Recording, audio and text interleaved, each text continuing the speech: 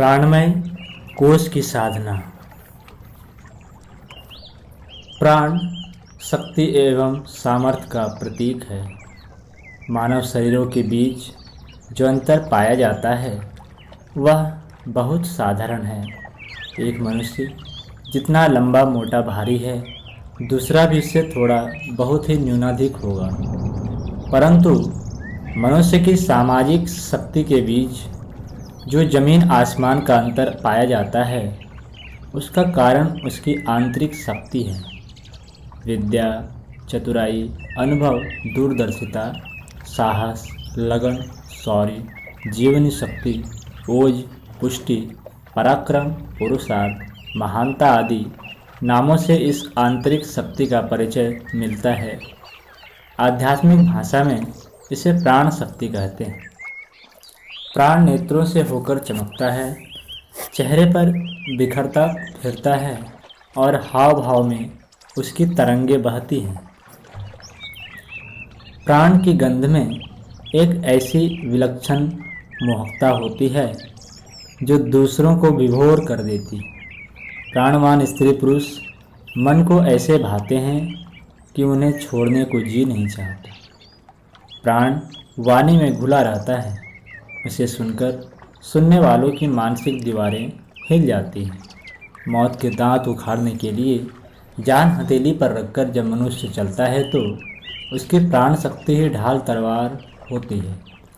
चारों ओर निराशाजनक घनघोर अंधकार छाया होने पर भी प्राण शक्ति आशा की प्रकाश रेखा बनकर चमकती है। बालू की तेल निकालने की, मरुभूमि में उपवन लगाने की, असंभव को संभव बनाने की और राई को पर्वत करने की सामर्थ्य केवल प्राणवान में ही होती है। जिसमें स्वल्प प्राण है उसे जीवित मृतक कहा जाता है।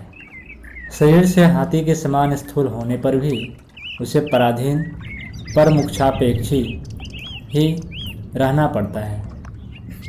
वह अपनी कठिनाइयों का दोष दूसरों पर थोपकर किस प्रकार मन को संतोष देता है। उज्ज्वल भविष्य की आशा के लिए वह अपने सामर्थ्य पर विश्वास नहीं करता।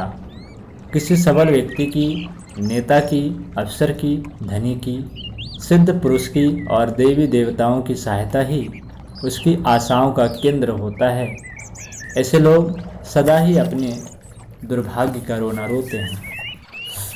प्राण द्वारा ही वह श्रद्धा, निष्ठा, दृढ़ता, एकाग्रता और भावना प्राप्त होती है जो भवबंधनों को काटकर आत्मा को परमात्मा से मिलाती है। मुक्ति को परम पुरुषार्थ माना गया है। संसार के अन्य सुख साधनों को प्राप्त करने के लिए जितने विवेक, प्रयत्न एवं पुरुषार्थ की आवश्यकता पड़ती है, मुक्ति के लिए उससे कम नहीं वरन अधिक की ही आवश्यकता है। मुक्ति विजय का उपहार है जिसे साहसी सूरवीर ही प्राप्त करते हैं। भगवान अपनी ओर से न किसी को बंधन देते हैं न मुक्ति। दूसरा न कोई स्वर्ग में ले जा सकता है और न नरक में। हम स्वयं अपनी आंतरिक स्थिति के आधार पर जिस दिशा में चलें उसी लक्ष्य पर जा पहुँचते हैं। उपनिषदकार का वचन है, नायम आत्मा बलहीनेन लभ्यः, अर्थात वह आत्मा बलहीनों को प्राप्त नहीं होती। निस्तेज व्यक्ति अपने घर वालों, पड़ोसियों, रिश्तेदारों और मित्रों को प्रभावित नहीं कर सकते तो भला परमात्मा पर उनका क्या प्रभाव पड़ेगा। तेजस्वी व्यक्ति ही आत्मलाभ कर सकते हैं। इसलिए प्राण संचय के लिए योग शास्त्र में अत्यधिक बल दिया गया है। प्राणायाम की महिमा से सारा अध्यात्म शास्त्र भरा पड़ा है। जैसे सर्वत्र ईश्वर की महामहिमामयी गायत्री शक्ति व्याप्त है, वैसे ही निखिल विश्व में प्राण का चैतन्य समुद्र भी भरा पड़ा है। जैसे श्रद्धा और साधना से गायत्री शक्ति को खींचकर अपने में धारण किया जाता है, वैसे ही अपने प्राणमय कोश को सतेज और चेतन करके विश्वव्यापी प्राणी से यथेष्ट मात्रा में प्राण तत्व खींचा जा सकता है। यह भंडार जितना अधिक होगा उतने ही हम प्राणवान बनेंगे और उसी अनुपात से सांसारिक एवं आध्यात्मिक संपत्तियां प्राप्त करने के अधिकारी हो जाएंगे। दीर्घ जीवन, उत्तम स्वास्थ्य, चैतन्यता, स्फूर्ति, उत्साह, क्रियाशीलता, कष्ट सहिष्णुता, बुद्धि की सूक्ष्मता, सुंदरता, मनमोहकता आदि विशेषताएं प्राण शक्ति रूपी फुलझड़ी की छोटी छोटी चिंगारियां हैं। प्राणायाम श्वास को खींचने, उसे अंदर रोके रहने और बाहर निकालने की एक विशेष क्रिया पद्धति है। इस विधान के अनुसार प्राण को उसी प्रकार अंदर भरा जाता है जिससे साइकिल के पंप से ट्यूब में हवा भरी जाती है। यह पंप इस प्रकार का बना होता है कि हवा को भरता है पर वापस नहीं खींचता। प्राणायाम की व्यवस्था भी इसी प्रकार की है। साधारण श्वास प्रश्वास क्रिया में वायु के साथ वह प्राण भी इसी प्रकार आता जाता रहता है जैसे सड़क पर मुसाफिर चलते रहते हैं। प्राणायाम विधि के अनुसार जब श्वास प्रश्वास किया जाता है तो वायु में से प्राण खींचकर खास तौर से उसे शरीर में स्थापित किया जाता है, जैसे कि धर्मशाला में यात्री को व्यवस्था पूर्वक टिकाया जाता है। प्राण तत्व का वायु से विशेष संबंध है। पाश्चात्य वैज्ञानिक तो प्राण को वायु का ही एक सूक्ष्म भेद मानते हैं। सांस को ठीक तरह लेने न लेने पर प्राण की मात्रा का घटना बढ़ना निर्भर रहता है। इसलिए कम से कम सांस लेने के सही तरीके से प्रत्येक बाल वृद्ध को परिचित होना ही चाहिए। हमें गहरा और पूरा श्वास लेना चाहिए जिससे वायु फेफड़े के हर भाग में जाकर संपूर्ण वायु मंदिरों में रक्त की सफाई कर सके। अधूरा और उथला सांस लेने से कुछ थोड़े से वायु मंदिरों की सफाई हो पाती है, क्योंकि उथले श्वास का दबाव इतना नहीं होता कि वह हर एक पोस्ट में पहुंच सके। जब हवा वहां तक पहुंचेगी ही नहीं तो सफाई किस प्रकार होगी। सांस का संपर्क होने पर रक्त की अशुद्धता, कार्बोनिक एसिड गैस बाहर निकलती जाती है और श्वास का प्राण ऑक्सीजन रक्त में घुल जाता है।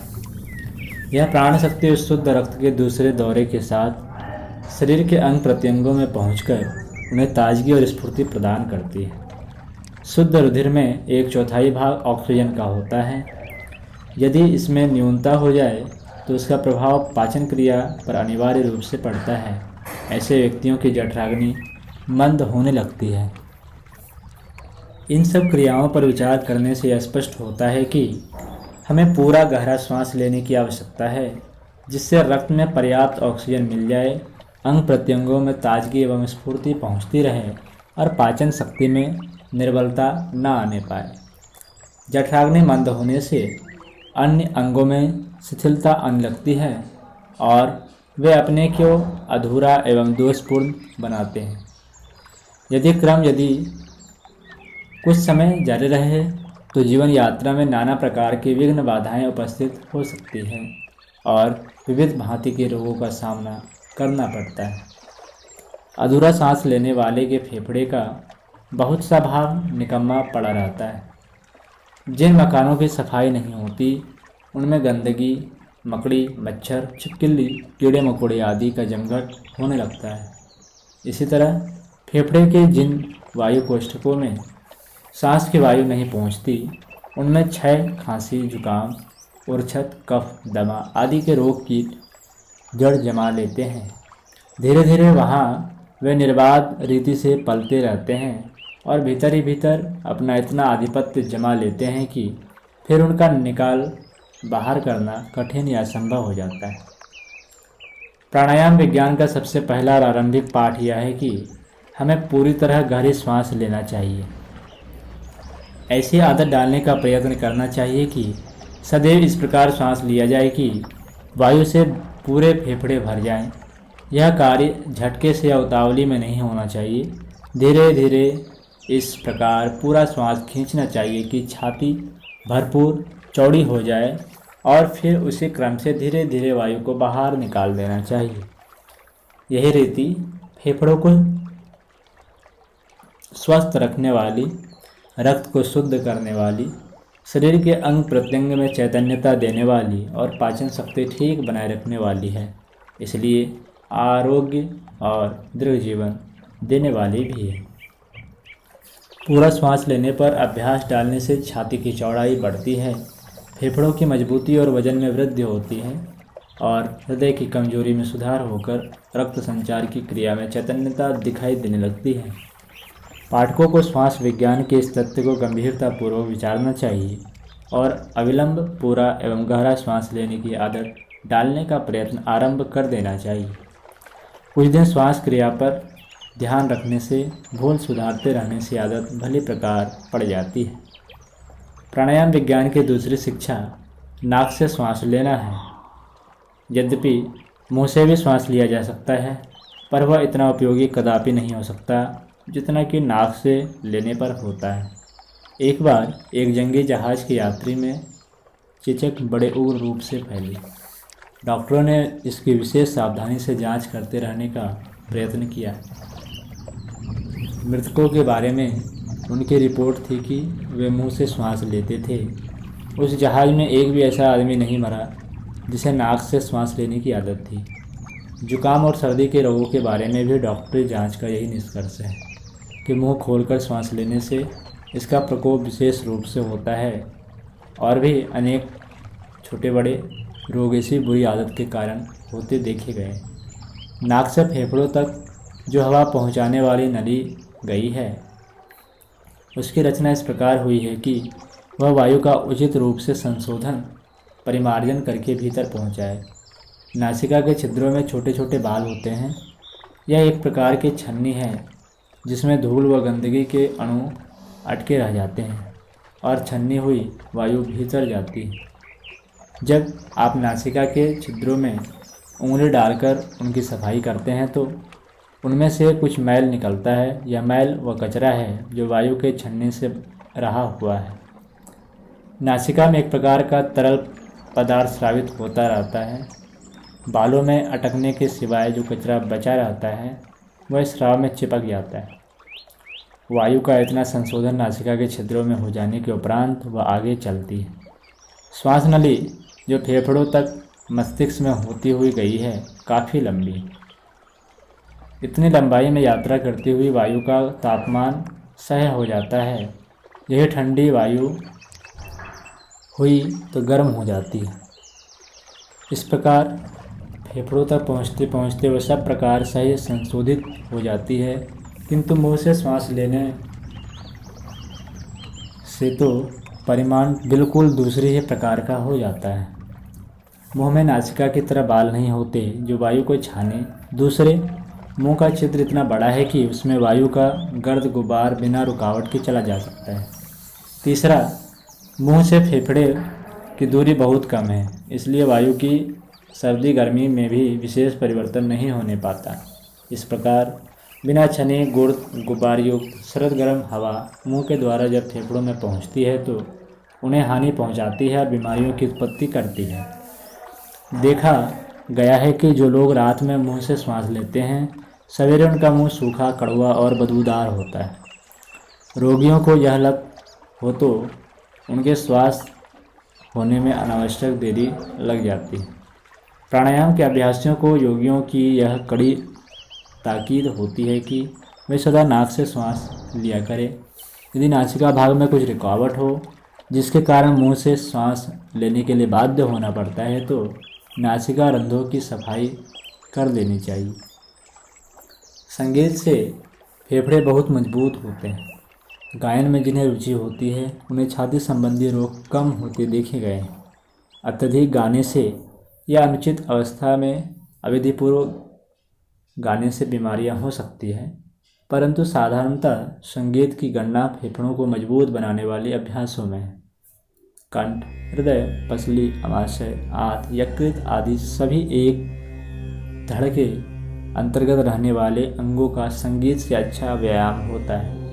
यदि अच्छे बाजे के साथ ध्वनिपूर्वक गाया बजाया जाए तो एक प्रकार की विद्युत तरंगें उत्पन्न होकर स्नायु तंतुओं को तरंगित करती रहती है, जिससे श्वास संचालन क्रिया में विशेष रूप से सहायता मिलती है और मंद एवं शिथिल गति से कार्य करने वाले अंगों में गतिशीलता का आविर्भाव होता है। जिन्हें गाना बजाना आता है उन्हें भोजन के पश्चात कम से कम 2-3 घंटे बजाकर सुविधा अनुसार अभ्यास करना चाहिए। जो बजा न सकते हों उन्हें केवल गाना ही चाहिए। सुविधानुसार यदि वाद्य गान सुनने का अवसर मिले तो उससे लाभ उठाना चाहिए, क्योंकि संगीत से उत्पन्न होने वाली लहरें सुनने वालों को भी प्रभावित करती हैं। प्रातः सायं गायन वाद्य तथा नृत्य के साथ संकीर्तन करने की धार्मिक प्रथा का स्वास्थ्य से बड़ा घना संबंध है। संकीर्तन में सम्मिलित होने वाले की गले फेफड़ों का व्यायाम हो जाता है। जोर जोर से धार्मिक भजन गाने या शंख बजाने से फेफड़ों का व्यायाम होता है और बहुत अंशों में प्राणायाम का लाभ मिलता है। ओम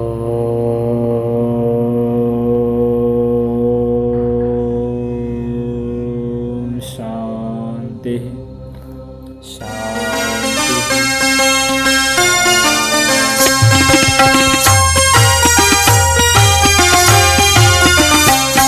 चलो गुरुदेव के सपने सजाने की शपथ ले लें।